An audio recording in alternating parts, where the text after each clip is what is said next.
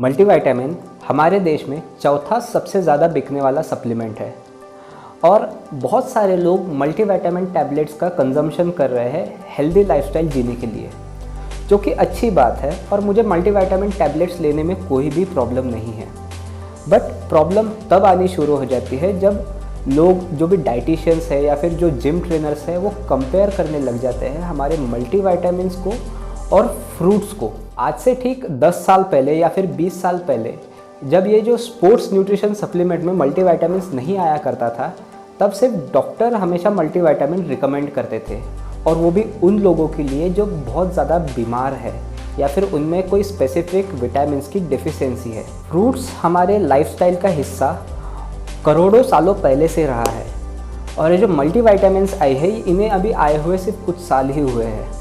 Multivitamins कभी भी किसी नेचुरल प्रोसेस से नहीं आता है, हमेशा उसे आर्टिफिशियल ही बनाया जाता है, जबकि हमारी बॉडी कुछ भी डिफ्रेंशिएट नहीं करती अगर उसे विटामिन्स सिंथेटिक फॉर्म में या फिर टैबलेट फॉर्म में दिए जाए या फिर फ्रूट्स के फॉर्म में दिए जाए।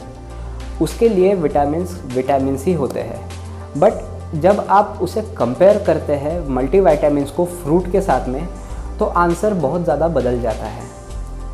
अगर आप कोई फ्रूट्स ले, चाहे वो मैंगो हो, एप्पल हो, अनार हो या फिर जो भी फ्रूट्स हो, उसमें कुछ ना कुछ हमेशा ही कमी होती है। कोई भी ऐसा फ्रूट्स अवेलेबल नहीं है जिसमें कंप्लीट सारे विटामिन्स और मिनरल्स पैक्ड हो। इसलिए हमेशा हमें कोई एक फ्रूट नहीं खाना पड़ता, हम हमेशा वैरायटी ऑफ फ्रूट्स खाते हैं। इन सब के अलावा फ्रूट्स एक बहुत ही अच्छा फाइबर का सोर्स रहा है। हमारे जो भी ग्रैंड पेरेंट्स है या फिर जो भी उनके भी पहले की जनरेशन है, उनके डाइट में हमेशा से फ्रूट्स रहे हैं और वो हमेशा सीजनल फ्रूट्स खाया करते थे जो भी सीजन्स में अवेलेबल है। और इस वजह से उनके लाइफ टाइम में या उनकी जवानी में हमारे ग्रैंड पेरेंट्स हमसे ज़्यादा स्ट्रॉन्ग हुआ करते थे। अगर आप कभी डाइटिशियन के पास में जाएंगे, जो कि अगर कोई पुराना डाइटिशियन है और जो भी अभी तक अपने एथिक्स पर काम करता है, उसको अगर पता चले कि आपकी बॉडी में विटामिन की डेफिशिएंसी है, तो वो आपको सबसे पहले फ्रूट्स रेकमेंड करेगा। और फिर अगर आपको फ्रूट्स नहीं खाना हो रहा है या फिर आपके शेड्यूल में फ्रूट्स नहीं जम रहे हैं, तब वो आपको मल्टीविटामिन टैबलेट सजेस्ट करता है। या फिर अगर आपके बॉडी में बहुत ज़्यादा विटामिन की कमी है और आपको एक विटामिन का बूस्ट देना है, तब वो आपको मल्टीविटामिन सप्लीमेंट सजेस्ट करते हैं, पर वो भी एक लिमिटेड टाइम पीरियड के लिए। बट आजकल ऐसा नहीं रहा है। लोग सालों साल या फिर कंटिन्यू उनके लाइफ टाइम के लिए हमेशा मल्टीविटामिन टैबलेट्स लेते ही रहते हैं। फ्रूट्स में और मल्टीविटामिन्स में एक बहुत ज़्यादा मेजर डिफरेंस है और वो ये है कि मल्टीविटामिन्स एक सप्लीमेंट है और फ्रूट्स एक फूड। अब सप्लीमेंट की डेफिनेशन में ये होता है कि अगर आप फूड से अपना न्यूट्रिशन, इस केस में विटामिन्स, अगर कंप्लीट नहीं कर पा रहे हैं, तब आपको सप्लीमेंट आपके डाइट में ऐड करना है। बट यहाँ पर लोग अलग सजेस्ट कर रहे हैं। वो ये सजेस्ट कर रहे हैं कि आप जो सप्लीमेंट है उस पर डिपेंड हो जाइए, ना कि आप फूड पर। अब कोई भी डाइटिशियन या फिर जिम का ट्रेनर ये सजेस्ट करता है कि आप फ्रूट के कंपेयर में मल्टीविटामिन्स लेना शुरू कीजिए। वो बेसिकली एक रीज़न पर बहुत ज़्यादा फोकस करता है और वो है फ्रूट्स का शुगर कंटेंट।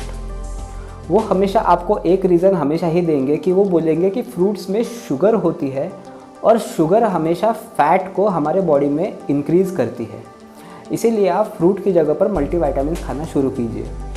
बट ये रीज़न टोटल ही गलत है।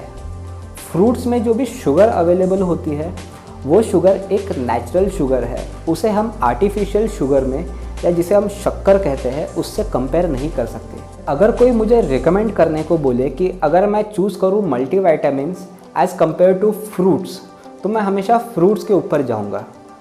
मेरे जब भी कॉलेज का टाइम होता था और हम हेल्दी खाने की बात करते थे, तब स्नैक्स में हमेशा मैं एक एप्पल या फिर बनाना या फिर ग्रेप्स हमेशा खाते रहता था। क्लास के बीच में हो गया या फिर रिसेस में हो गया, ये मेरे एक डाइट का एक हिस्सा हो गए थे और मुझे इसके कारण कभी भी किसी भी विटामिन की डेफिशिएंसी आज तक नहीं हुई। और मैं मेरे क्लाइंट्स को यही रिकमेंड करता हूँ कि वो फ्रूट्स को, जो भी नेचुरली डेवलप्ड फ्रूट्स है, उन्हें खाना शुरू करें। अब जो मल्टीविटामिन्स बनाने वाली कंपनी है वो बहुत बार ये भी हमें बोलती है कि फ्रूट्स आजकल बहुत ज़्यादा लो क्वालिटी के आने लग गए हैं मार्केट में। उन्हें अननेचुरल तरीके से बनाया जा रहा है। इस वजह से वो हमारे खाने के लिए बेकार है। जबकि उनके पास में एक पॉइंट अच्छा है कि आजकल बहुत ही अननेचुरल तरीके से फ्रूट्स को उगाया जा रहा है। बट मार्केट में ऑर्गेनिक फ्रूट्स भी अवेलेबल है जो कि एक रीज़नेबल प्राइस में हमें मिलते हैं, बहुत ज़्यादा महंगे भी नहीं होते। अब अगर मैं फ्रूट्स खाने की बात करूँ तो आपको जो इम्पोर्टेड फ्रूट्स है जैसे ड्रैगन फ्रूट हो गया या फिर ऑस्ट्रेलियन ग्रेप्स हो गए, ये भी खाने की ज़रूरत नहीं है। नेचुरल इंडियन फ्रूट्स जो भी मार्केट में अवेलेबल है वो भी आपका काम अच्छे से कर सकते हैं, बशर्ते आपको उसे सिलेक्ट करना आना चाहिए। यहाँ पर बहुत सारे लोग आलसी भी होते हैं जिनको मार्केट जाकर फ्रूट को सिलेक्ट करके घर में लाना या फिर उन्हें स्टोर करना, उन्हें धोकर खाना, उसमें भी आलस आता है। इस वजह से वो मल्टीविटामिन्स के पास में जाते हैं। उनको अगर इतने से काम के लिए आलस आ रहा है तो फिर वो मल्टीविटामिन्स पर अपना पैसा खर्च करते बैठे, अपना पैसा वेस्ट करते बैठे, मैं कुछ नहीं बोल सकता। बट अगर आप एक मिडिल क्लास फैमिली से है और आपके पास में इतना पैसा नहीं है कि आप इन मल्टीविटामिन्स पर पैसा खर्च कर सके, तो आपको टेंशन लेने की बिल्कुल भी ज़रूरत नहीं है, क्योंकि फ्रूट्स एक बहुत ही नेचुरल और बहुत ही बेस्ट तरीका है आपके विटामिन्स की जो टैंक है या फिर जो भी आपके रिक्वायर्ड विटामिन्स है उसे पूरा करने के लिए। इसीलिए अगर कोई डाइटिशियन आपको बोल रहा है कि मल्टीविटामिन्स लीजिए, फ्रूट्स मत लीजिए, तो सच बात बता रहा हूँ, उस डाइटिशियन से या फिर उस जिम ट्रेनर से जितना आप दूर भाग सकते हैं उतना दूर भाग जाइए, क्योंकि वो आपको सिर्फ़ और सिर्फ बेवकूफ़ बना रहे हैं अपने जेब में पैसा डालने के लिए।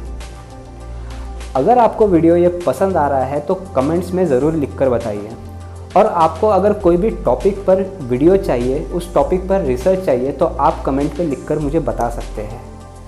अगर आपको वीडियो पसंद आई है तो एक थम्स अप ज़रूर बनता है, और सब्सक्राइब करना ना भूलें। चलिए दोस्तों, अगले वीडियो में मिलते हैं। जय हिंद।